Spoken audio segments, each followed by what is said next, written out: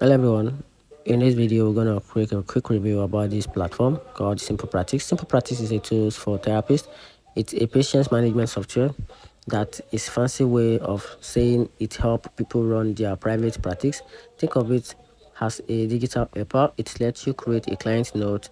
You can schedule appointments, send bills, and even do a video call all in one place. It's even in EHR or a electronic health record system. This means it stores client info safely online. It's designed to make your life easier. Basically, it's a digital office built just for a therapist. Now, talking about the top benefit of this platform, it comes with a wide range of benefits.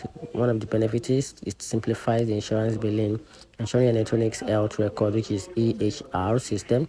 It also integrates with telehealth platform and efficient client management and a streamlined invoicing together with a customizable treatment plan. Now, I'm talking about the best features. Simple Practice has some really cool things that can make it stand out. It's not just about a basic software. It has some tools made for a therapist. So let's look at the top 5 key features about this platform.